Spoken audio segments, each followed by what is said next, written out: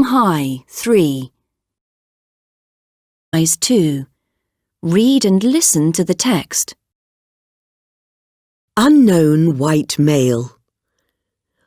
On the 3rd of July 2003, a 35-year-old Englishman called Doug Bruce walked into a police station in Coney Island, New York, and told the police that he did not know his own name. He had woken up a few minutes earlier on a subway train with bumps on his skull and a headache, and had no idea where he was going, where he had been, or who he was. "I was scared," he said later, when talking about the experience. "I didn't know anything. It was like being in the darkness." Doug went to a police station because he had nowhere else to go. He was wearing a t-shirt, shorts and flip-flops, and he had a rucksack with a few possessions in it: a Spanish phrase book, a bunch of keys, and a map of New York. The police were baffled. "We'd never had anything like this before," says Lieutenant Pete Pena. They sent Doug to Coney Island Hospital. On his name tag, the nurse wrote, "Unknown white male." The doctors were surprised at the severity of his memory loss. Although Doug could form sentences without difficulty, he remembered nothing about his own past, and his general knowledge was very patchy. One specialist at the hospital, Dr. Leonid Vorobyev, admitted that he had only ever seen such serious amnesia in the movies and in my textbooks. Doug was diagnosed as suffering from total retrograde amnesia, which is extremely rare. The hospital authorities would not discharge Doug until he had been identified. Finally, hospital staff came across a phone number scrawled in his phrase book. It was the number of a friend's mother. Doug phoned, and when his friend Nadine spoke to him, she recognized his voice at once. "Is that you, Doug?" she said. "I don't know," came the reply. Nadine went to the hospital, told the doctors who Doug was, and escorted him home. Home turned out to be a stunning apartment in downtown Manhattan, which he shared with 2 dogs and 3 parrots. Doug discovered that he had previously lived in Paris, where he had made a lot of money working at the stock exchange.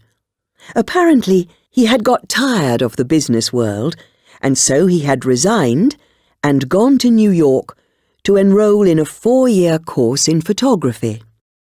Now that Doug had discovered his identity, he had to cope with other challenges. He was worried about meeting his family and friends. They seemed like strangers to him. His sisters told him that he had changed.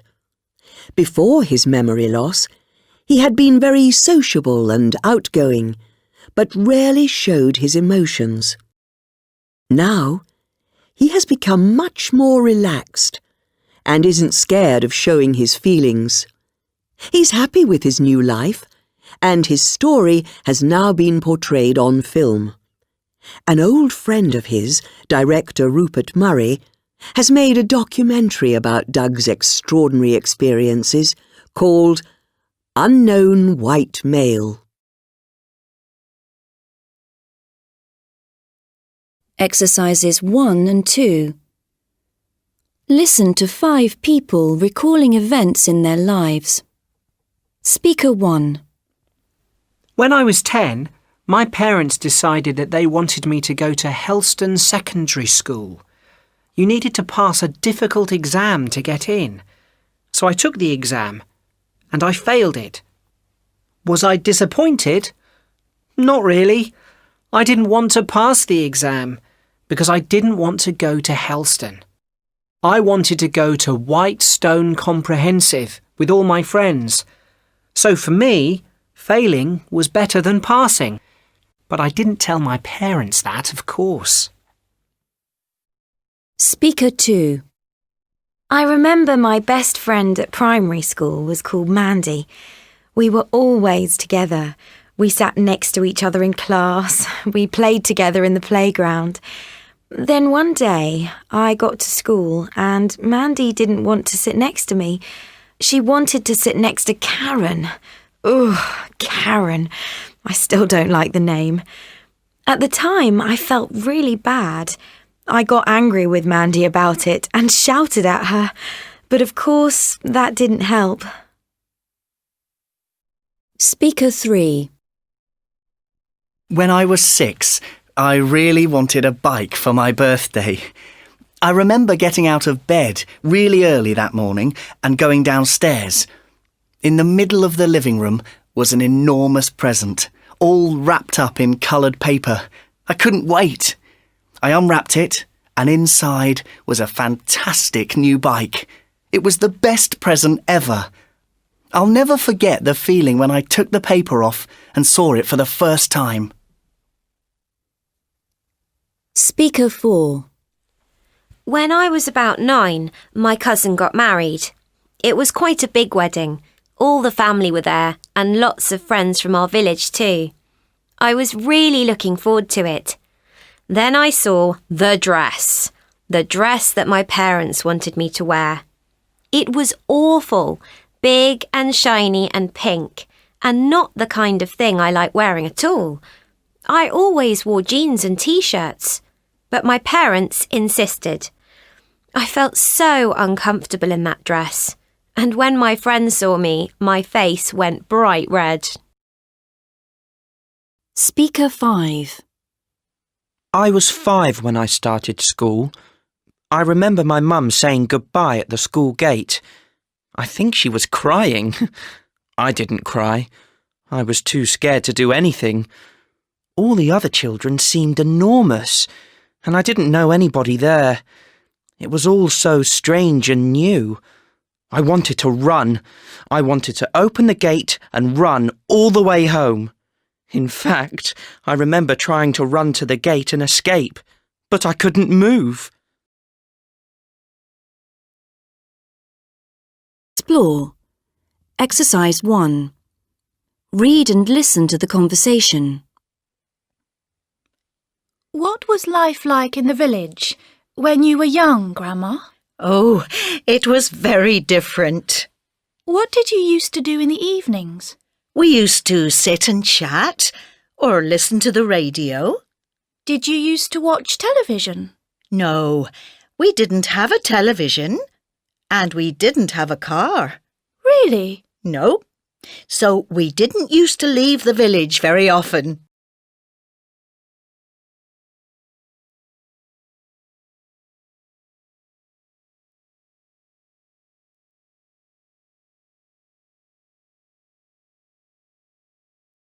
Explore. Exercise 3. Listen and repeat the sentences.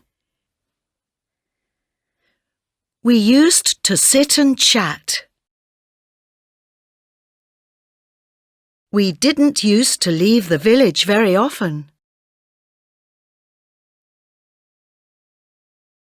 Did you used to watch television?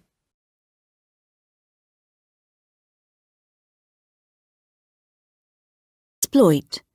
Exercises 2 and 3. Listen to a description of a ghost town. Fairview is in Colorado, USA, about 300 kilometers from the city of Denver. There are houses in Fairview, wooden houses, and shops too, but they're all empty. Fairview is a ghost town. Nobody has lived here for more than 100 years. Fairview was founded around 1859, when prospectors discovered gold in the foothills of the Rocky Mountains. It grew quickly, as people came from all around to look for gold. Soon, it had a population of 2,000. They worked in the gold mines in the hills every day, and in the evenings they ate and drank in the saloon in the center of town. Today, the saloon is empty. Like all the other buildings, the mines are closed and nobody works in the hills.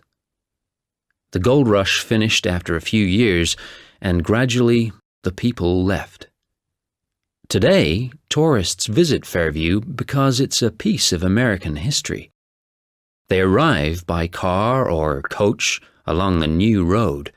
Because there were no cars when Fairview was a busy town, there was no road. They buy drinks and snacks at a coffee shop, the only new building in the town. But they can't stay at the hotel because it's been closed for 100 years. So they drink their coffee and imagine what it was like to live in a gold rush town in the hills. Exercise 1. Listen and check. You're new here, aren't you? Yes, I am. I moved here last month. Where did you live before? In the country. I used to go to a school in the next village. How did you used to get to school? By bus. I used to get up at 6 o'clock to catch the bus to school. Did you ever miss the bus? Only once. I was waiting at the end of the road when I realised I had forgotten my PE kit. I ran home to get it, but when I got back to the bus stop, the bus had gone without me. So what happened? My parents made me walk to school that day. It was 10 kilometres and it took me nearly 3 hours. I never missed the school bus again. Exercise 2. Read and listen. Treasure Island by Robert Louis Stevenson. Dr. Livesey was not at his house, but with the squire at his home, so Captain Dance and I went on there. I had never seen Squire Trelawney so near. He was a big, tall man with a red face and was sitting beside a fire with Dr. Livesey. "Come in, Mr. Dance," he said. Mr. Dance gave his report, and both men listened with deep interest. "And so, Jim," said the doctor, "you have the thing that they were looking for, have you?" "Here it is, sir," I said, and gave him the papers tied inside the cloth. The doctor looked at them and put them quietly in the pocket of his coat. After that, Mr. Dance went away and I was given some food.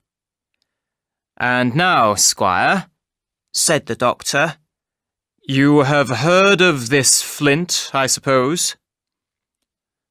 "Heard of him?" cried the squire. "He was the worst pirate that ever sailed. The Spanish used to tremble just to hear his name." "Well, I've heard of him myself," said Dr. Livesey. "But the question is, did he have money?" "Money?" said the squire. "Of course Flint had money. Those scoundrels were after it." "Well then, suppose I have here in my pocket a paper that shows where Flint hid his treasure," said the doctor. "Would the treasure be worth looking for?" "Worth looking for?" cried the squire with great enthusiasm. "I'll tell you what it's worth. I'll prepare a ship at Bristol, take you and Hawkins with me, and have that treasure if I have to search for a year." We opened the cloth and found two things, a book and a paper. The book gave a list of all the money Flint had stolen from different ships during 20 years at sea. The doctor opened the paper and found a map of an island. There was a hill in the centre marked Spyglass and several names that had been added later. There were 3 big crosses, 2 in the north of the island and 1 in the southwest. Beside the last cross were the words, "Most of the treasure here." On the back of the paper, the same person had written tall tree, spyglass shoulder to the north of north-northeast, skeleton island east-southeast and by east. The Squire and Dr. Livesey were delighted.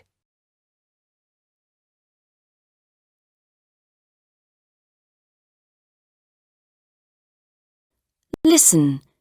Exercises 1 and 2. Listen to 4 teenagers' opinions about people from their own country. Rosanna. I love Brazilians. But maybe that's because I'm from Brazil. The best thing about them is they laugh a lot. And they smile a lot. If you walk down the street, you see lots of smiles. Another thing is that they're always willing to share what they've got with you, even if they haven't got very much themselves. They're not at all mean. Ethan. I'm from New York in the USA. It's an enormous country, of course, and people are different in different parts of the states. But I think there are some characteristics that are typical and that are shared by Americans across the country. Let me give you an example. In general, Americans work hard. They start work early, finish late, and they don't have long holidays. In my opinion, they're proud of their country and very proud to be American, whatever their ethnic background. Junko. I'm not typically Japanese. I'm probably more like an Australian because I've lived here in Australia for years now. Japanese people have got good manners and show respect to other people, especially people they don't know.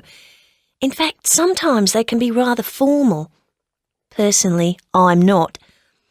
Another difference between me and other Japanese is that I'm very open, even with people I don't know. Japanese people often hide their feelings. They don't like other people to know what they are thinking or feeling. Jem. I'm from Turkey, from the south near Adana. I think Turkish people in general are quite warm-hearted and they like meeting new people and making new friends. Turkish people don't like to sit in silence. They like talking. They can chat away for hours on end. That's my opinion anyway.